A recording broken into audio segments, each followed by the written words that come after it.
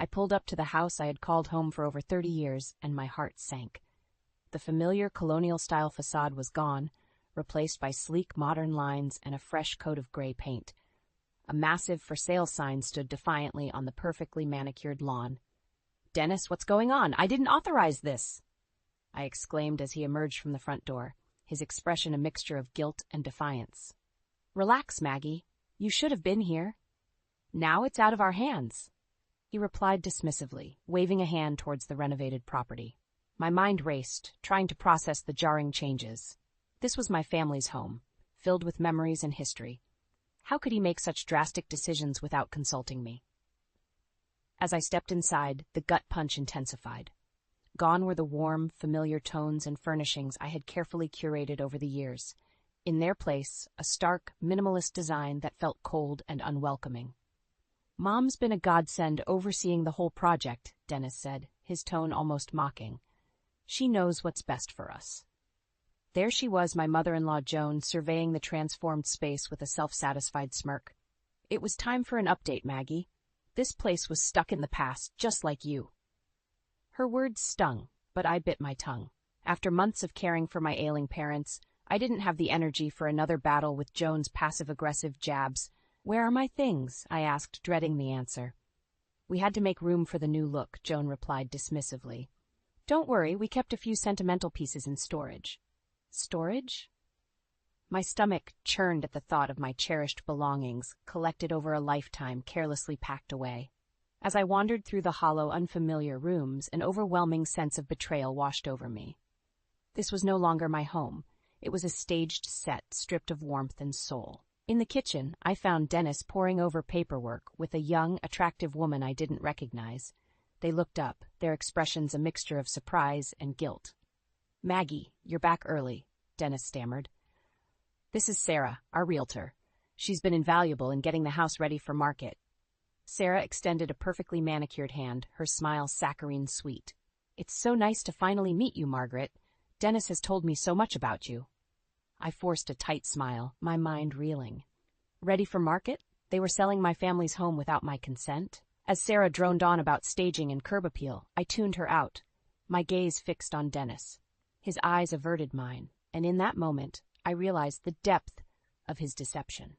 This wasn't just about the house. It was a calculated betrayal, orchestrated by Dennis and enabled by his ever-controlling mother.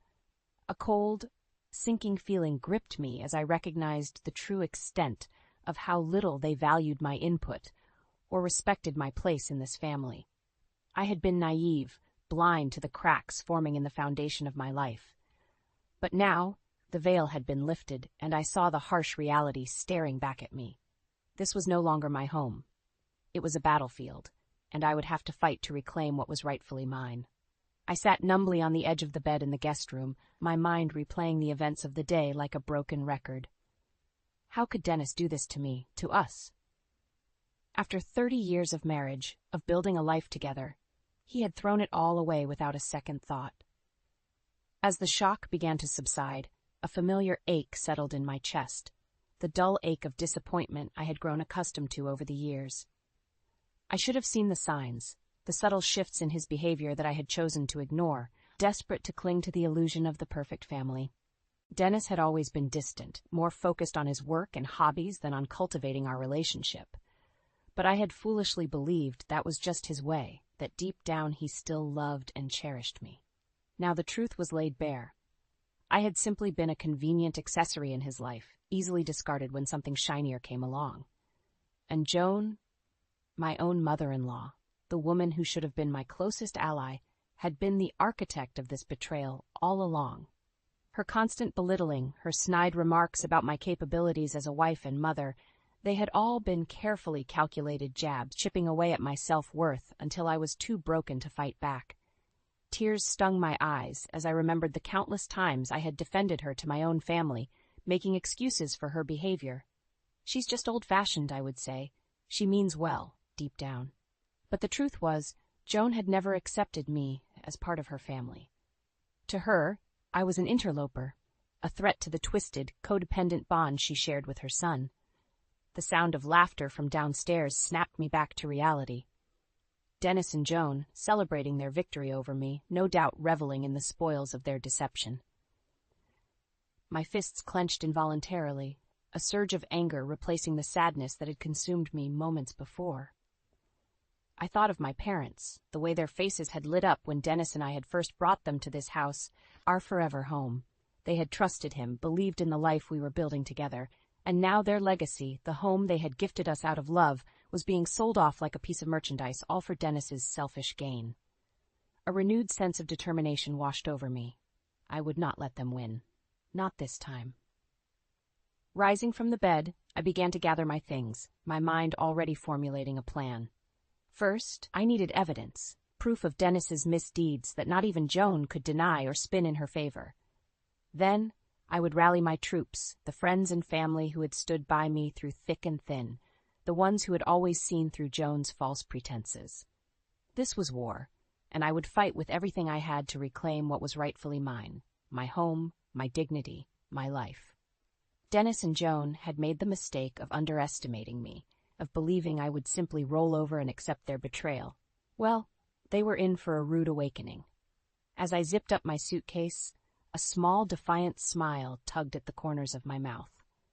The battle lines had been drawn, and I was ready to show them just how strong I could be when pushed to my limits. This was only the beginning. I stared at the suitcase on the bed, my mind racing with 1,000 thoughts and emotions. Part of me wanted nothing more than to flee, to put as much distance as possible between myself and the toxic web of lies that had ensnared my life. But another part, the part that had been beaten down and gaslit for years, hesitated. Could I really just walk away from everything I had built? A familiar voice in the back of my mind whispered insidiously, "This is your fault, Maggie. If you had been a better wife, a better daughter-in-law, none of this would have happened." I squeezed my eyes shut, trying to drown out the voice that sounded eerily like Joan's. That wretched woman had spent decades chipping away at my self-worth, always quick with a backhanded compliment or subtle jab about my shortcomings. And Dennis, my so-called partner, had stood idly by, letting her toxic influence fester until it had poisoned our entire relationship. Flashes of memory assaulted me, moments I had tried so hard to forget. Joan criticizing my cooking at family dinners, her thin lips curled in a perpetual sneer. Dennis brushing off my concerns about her behavior, insisting I was overreacting, the way she had swooped in like a vulture when my parents fell ill, insinuating that I was an ungrateful daughter for needing to care for them. "If you cared enough about your own family, you wouldn't leave for months, Maggie," she had said, her voice dripping with false concern. At the time, I had bitten my tongue, too overwhelmed by the situation to stand up for myself. But now the memory ignited a spark of defiance deep within me. How dare she question my devotion to my family when she had spent years actively undermining and sabotaging my relationships? I thought of my parents, their faces etched with worry as I had left to tend to their recovery. They had trusted Dennis, believed that he would support me through that difficult time. Little did they know, he had used my absence as an opportunity to further his own selfish agenda, aided and abetted by his manipulative mother. A renewed sense of determination washed over me. I would not let them win. Not this time. If Dennis and Joan wanted a war, then a war they would get. Zipping up the suitcase with a decisive tug, I squared my shoulders and headed for the door. There would be no more running, no more hiding. It was time to gather my troops and fight for what was rightfully mine. My home, my family, my life. As I descended the stairs, I could hear Joan's shrill voice echoing from the kitchen, no doubt berating Dennis for his latest failure. A small, grim smile tugged at the corners of my mouth. They had no idea what was coming. I paused at the bottom of the stairs, taking a deep breath to steady myself. Then, with a newfound sense of purpose, I strode towards the kitchen, ready to face my adversaries head-on. No more Mrs. Nice Maggie. It was time to take back control of my life, no matter what it took. I strode into the kitchen, my heart pounding with a mixture of rage and determination. There they were, Dennis and Joan, seated at the table like a pair of co-conspirators, their expressions a blend of smugness and disdain. Well, if it isn't the prodigal daughter-in-law," Joan sneered, her thin lips curling into a familiar sneer, "to what do we owe the pleasure of your presence?" Before I could respond, Dennis cut in, his voice dripping with condescension. You have no idea what we've been through, managing everything you abandoned. He gestured broadly at the newly renovated space around us. We had to take matters into our own hands. I felt my hands ball into fists at my sides as I surveyed the changes they had made to my home. Our home. Gone were the warm, inviting tones and cherished family heirlooms I had carefully curated over the years. In their place, a cold, sterile aesthetic that felt utterly devoid of personality or sentiment. Where are my things? I demanded, fighting to keep my voice steady. Joan waved a dismissive hand. We need to move on, Maggie. This house isn't yours to hold us back any longer. Her words hit me like a physical blow, and in that moment the full weight of their betrayal crashed over me like a tidal wave. They had not only disrespected me, but they had desecrated the very legacy my parents had entrusted to us, the home they had gifted us out of love and trust. Rage bubbled up from deep within me, a primal, visceral fury that I had never experienced before. How dare they? How dare they trample on everything that was sacred, everything that had once been so precious to our family? You had no right, I seethed, my voice trembling with barely contained anger. This was never just your decision to make. Dennis scoffed, leaning back in his chair with an infuriating air of nonchalance. Don't be so dramatic, Maggie. It's just a house. We're doing what's best for our future. Our future? I echoed incredulously. Or yours, Dennis? Yours and that little tramp you've been sneaking around with? His eyes widened, and for a brief moment I saw a flicker of fear cross his features. Joan, however, remained unmoved, her expression hardening into a mask of cold indifference. So you figured it out, she said coolly. I must say I'm surprised it took you this long. You were always a bit slow on the uptake, weren't you, dear? Her words were like a slap in the face, but I refused to let her see how deeply they stung. Instead, I straightened my shoulders and met her icy gaze head-on. It's time you realized, Maggie, that you were never truly part of this family, she continued, her voice laced with venom. You were always an outsider, a mere accessory to be tolerated for Dennis's sake. In that moment, everything became crystal clear. The years of subtle jabs and undermining, the way they had so easily cast me aside the moment I became an inconvenience, it had all been part of their twisted game, a slow, methodical erosion of my sense of self-worth and belonging. But no more. I would not be their victim, their punching bag, any longer. You're wrong, Joan, I said, my voice steady and resolute. This family, this legacy, it's mine just as much as it is yours, and I'll be damned if I let you destroy it for your own selfish gains. Dennis opened his mouth to protest, but I held up a hand, silencing him with a single withering glare. Don't bother, Dennis. The lies end here. I know everything. About your affair, about the way you've been squandering my inheritance to fund your mistress's little business ventures. It's all going to come out, one way or another. For the first time, I saw a flicker of fear in Joan's eyes, a crack in her carefully constructed facade of indifference. She knew, deep down, that I had finally found the strength to fight back, and that terrified her more than anything. A small, triumphant smile tugged at the corners of my mouth. The battle lines had been drawn, and for once I held the upper hand. This was only the beginning of their reckoning. The smug looks on Dennis and Joan's faces quickly faded as the weight of my words sank in. I could see the fear flickering in their eyes, the realization that I was no longer the meek, compliant woman they had grown accustomed to controlling. How did you find out? Dennis sputtered, his bravado crumbling under the intensity of my gaze. Did you really think you could keep it all a secret forever? I scoffed. The shady financial dealings, the late nights at the office, it was only a matter of time before the truth came out. Joan's expression hardened, her lips pressing into a thin, disapproving line. So you've been snooping through our affairs, have you? How typical of you, Maggie, to resort to such underhanded tactics. I leveled my gaze at her, refusing to be cowed by her condescending tone. Don't try to play the victim here, Joan. You're just as guilty as Dennis in all of this. Turning to my husband, I felt a surge of disgust and betrayal rise up within me. How could you do this to me, Dennis? To our family? After everything we've been through together, how could you throw it all away for her? The words tumbled out before I could stop them. the hurt and anger I had bottled up for so long finally spilling over. Was I not enough for you? Did our marriage, our vows mean nothing to you? Dennis opened his mouth, but I held up a hand, silencing him. No, don't bother trying to explain it away. I know all about your little fling with Sarah, the real estate agent you've been using to funnel my inheritance into her business ventures. Joan's eyes widened, and for a moment, I saw a flicker of genuine surprise cross her features. Clearly, even she hadn't been privy to the full extent of Dennis's deception. That's right, I continued, my voice growing stronger with each word. I know about the shady deals, the secret accounts, all of it. And I have proof.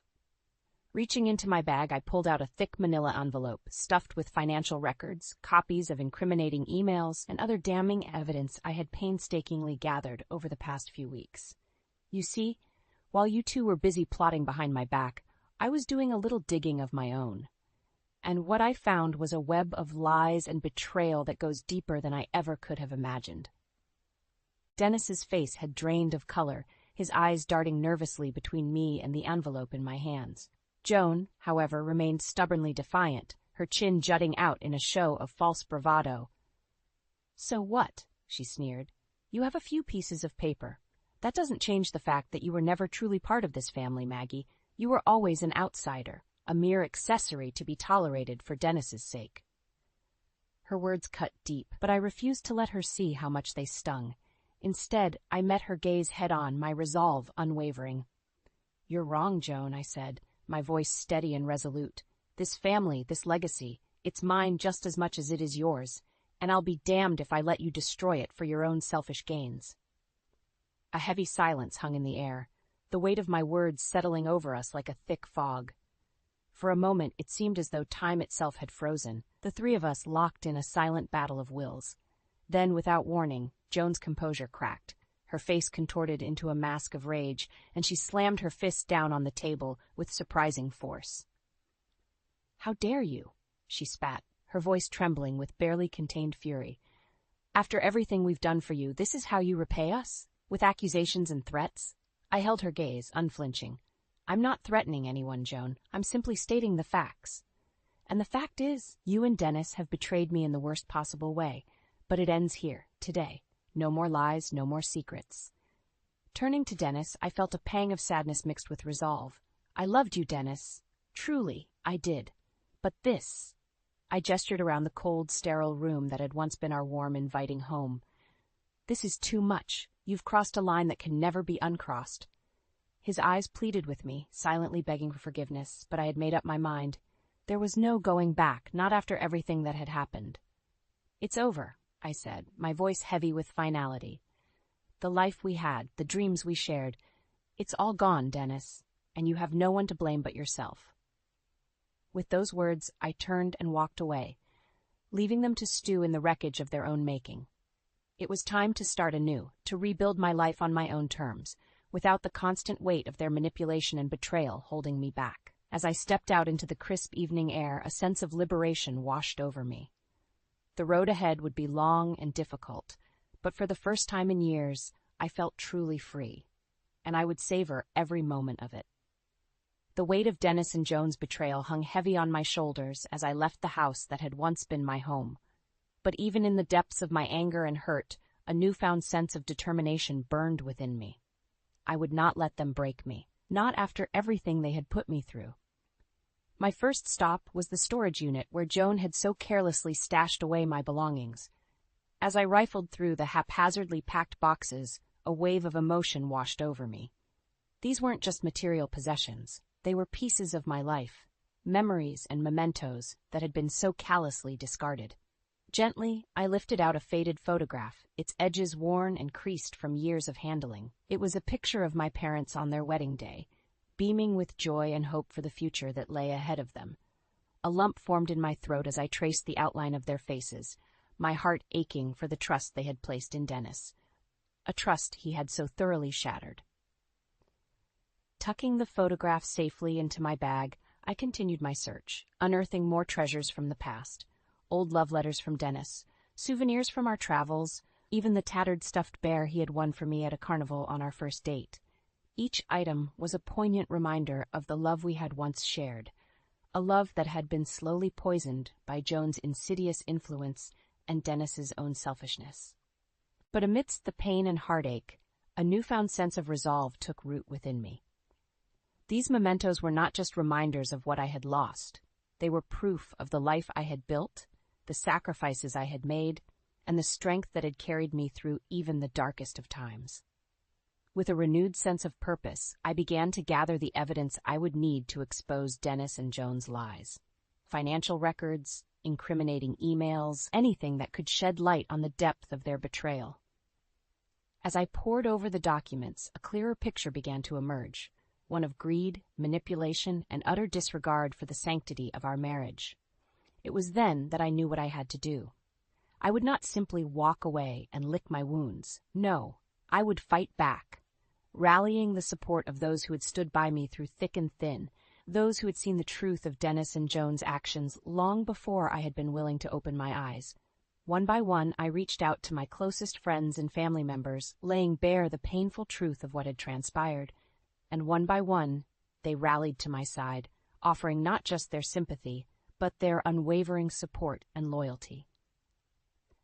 I always knew there was something off about that woman, my oldest friend Beth spat, her eyes blazing with righteous fury. "Just say the word, Maggie, and I'll make sure the whole town knows what kind of snakes they really are." Others echoed her sentiments, sharing their own stories of Joan's manipulative behavior and Dennis's increasingly erratic actions. It was as if a veil had been lifted, and suddenly the pieces all fell into place. "I've been naive, yes," I admitted, my voice thick with emotion. "But underestimating me is their biggest mistake."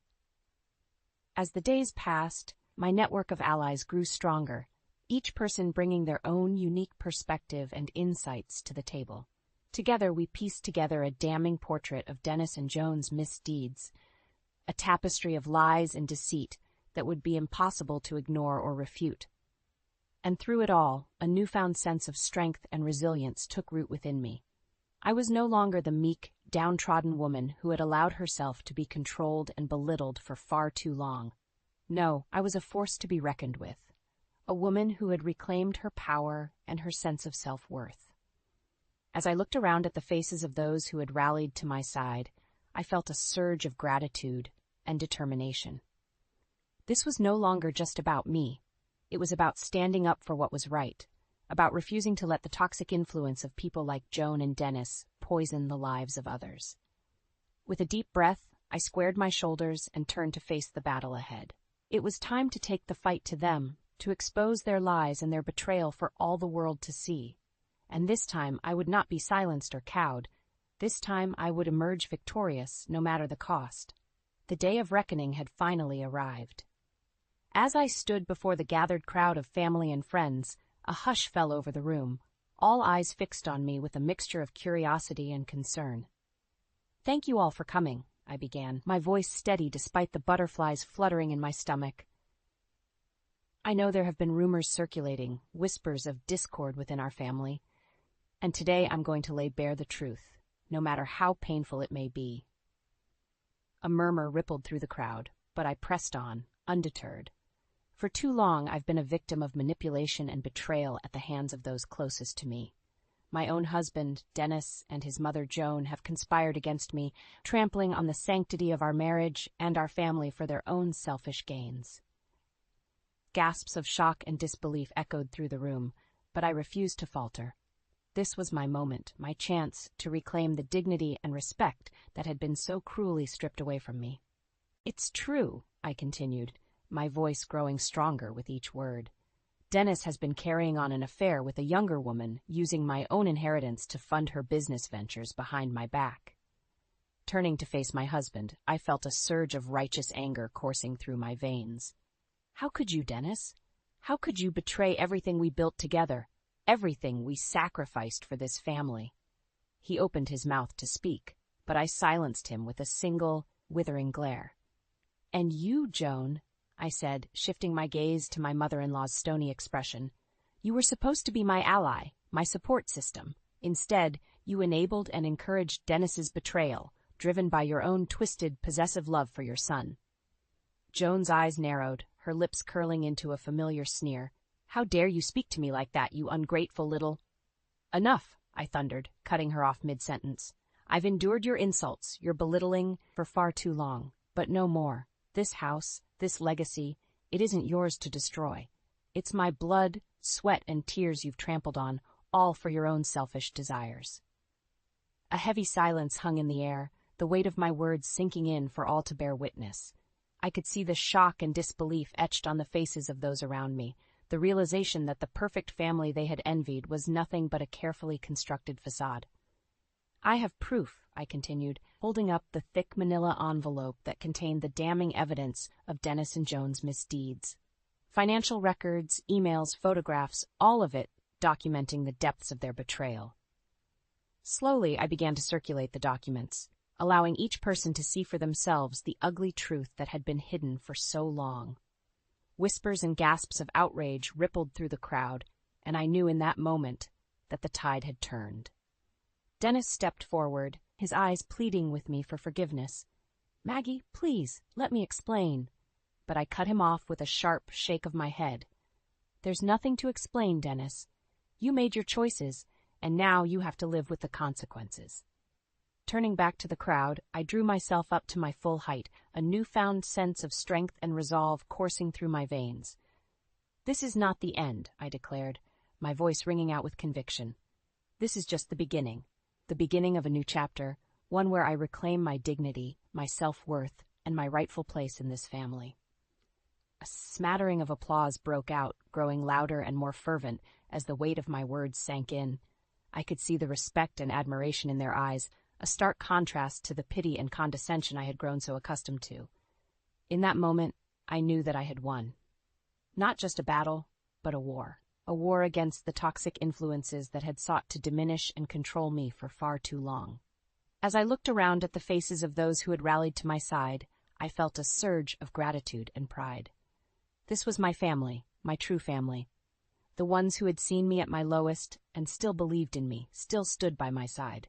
And as for Dennis and Joan, their downfall was inevitable, a consequence of their own selfish actions and misguided priorities. They had lost far more than just their reputations. They had lost the respect and loyalty of those who had once looked up to them. But I had gained something far more precious, my freedom, my self-respect, and the knowledge that I was truly loved and supported by those who mattered most. As I stepped down from the podium, a weight seemed to lift from my shoulders, replaced by a newfound sense of purpose and determination. The road ahead would be long and difficult, but for the first time in years, I felt truly alive, unburdened by the chains of manipulation and deceit that had held me captive for far too long. This was my moment, my chance to start anew and rebuild my life on my own terms. And as I looked towards the future, I couldn't help but feel a sense of excitement and possibility. After all, the best revenge is living well, and that's exactly what I intended to do. The aftermath of my public confrontation with Dennis and Joan was both exhilarating and exhausting. As I stepped out into the crisp evening air, I could feel the weight of years of pent-up anger and resentment finally lifting from my shoulders. "Maggie, over here!" I turned to see Beth waving me over, a broad grin splitting her face. She enveloped me in a fierce hug, her eyes shining with pride. "You were incredible in there," she said, giving my arm a gentle squeeze. "I've never seen you so strong, so confident." A small smile tugged at the corners of my mouth. "I'll admit, it felt pretty damn good to finally stand up to those two." Beth nodded emphatically. "You have no idea how long I've been waiting for you to see them for who they really are. That mother-son duo has been nothing but trouble from the start." Her words rang true, and I felt a pang of regret for all the years I had spent making excuses for their behavior, turning a blind eye to the toxicity that had slowly poisoned my life. "Well, no more?" I said firmly. "That chapter of my life is over. It's time for me to start fresh, to rebuild on my own terms." Beth beamed at me, her expression a mixture of admiration and relief. "I'm so proud of you, Maggie. You've come such a long way from the woman who used to let Joan walk all over her." I nodded, my mind drifting back to those dark days when Joan's constant belittling had left me feeling small and insignificant. But now, in the wake of my public triumph, I felt a newfound sense of strength and self-worth. I've learned that true family stands by you, not controls you, I said, squeezing Beth's hand gratefully, and I'll never let anyone walk over me again.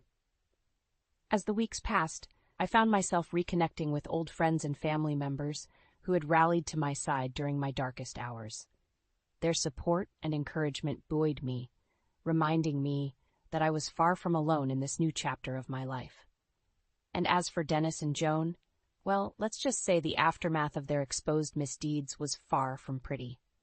The once revered family name had been dragged through the mud, their reputations in tatters. I would catch glimpses of them around town, their expressions sullen and defeated, as if the weight of their own actions had finally caught up to them. But I refused to let their downfall consume me. Instead, I focused on rebuilding my life, one piece at a time. I reclaimed my cherished belongings from storage, carefully restoring the warmth and familiarity to the house that had once been my home. And slowly, steadily, I began to heal. Not just from the betrayal, but from years of emotional abuse and manipulation. It wasn't an easy journey, of course. There were moments when the pain and anger threatened to overwhelm me, when the temptation to wallow in bitterness was almost too strong to resist. But each time I would remind myself of how far I had come, of the strength and resilience that had carried me through the darkest of times. And as the months passed, something remarkable began to happen. The whispers and sideways glances that had once followed me gradually faded, replaced by nods of respect and admiration. It seemed that my public stand against Dennis and Joan had struck a chord with others who had suffered in silence, and my story had become a beacon of hope for those trapped in their own toxic situations. "It's good to see you back, Maggie," an old acquaintance remarked one day as I passed her in the grocery store. "Stronger than ever." I smiled, feeling a surge of pride and gratitude. "Thank you. It hasn't been easy, but I've learned that true strength comes from within, and from surrounding yourself with people who truly care about you." As I made my way home, my arms laden with bags of fresh produce and the promise of a new recipe to try, I couldn't help but marvel at how far I had come. The woman I was today was a far cry from the meek, downtrodden soul who had once allowed herself to be defined by the cruelty of others. No, I was a survivor, a fighter, a woman who had reclaimed her power and her sense of self-worth. And as I looked towards the future, I felt a sense of excitement and possibility that had been absent for far too long. This was my life, my story, and I was the author of my own destiny. The road ahead might be long and winding, but for the first time in years, I felt truly alive, unburdened by the weight of others' expectations and manipulations. As I stepped through the front door and into the warm embrace of my newly reclaimed home, I couldn't help but smile. This was just the beginning, the first chapter in a story that promised to be filled with adventure, growth, and the kind of hard-won wisdom that can only come from surviving the darkest of storms. And I couldn't wait to see what the future had in store.